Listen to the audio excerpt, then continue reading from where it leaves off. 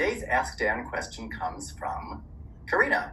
And Karina asks, "Hi Dan, there is someone that I have to deal with who is very condescending towards me, and I've obviously never found an efficient way of answering her because this still happens. Thanks."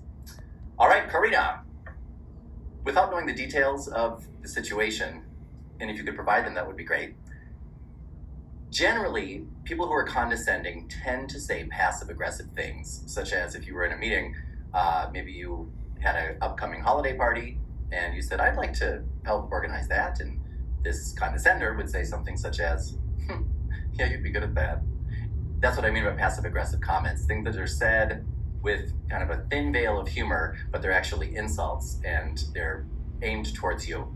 And things like that, generally, what people who communicate that way, who communicate in a passive-aggressive way, do not like assertive communicators, or in other words, don't like people who are upfront and clear in their communication and who call them on their behavior. So I recommend doing that. And a simple tactic that so many of us can use on an everyday basis is called the clarifying question. There are two parts to it.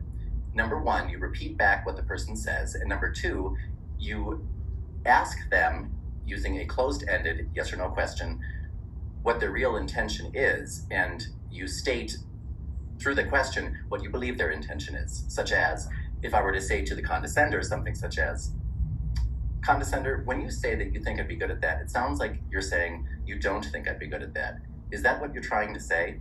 And it's a good idea to say, "Is that what you are trying to say? Is that what you're trying to tell me?" Because it's by saying that, you're saying, "It sounds like you're trying to say this, but you need some help. So I'll help. Let me clarify that for you." And people who are passive-aggressive communicators don't like that because, number one, they're called on their behavior in a clear, upfront way. You're not adding anything to it, and you're simply stating to them, "When you communicate that way with me, I'm going to call you on your behavior and make you state what you're really trying to say."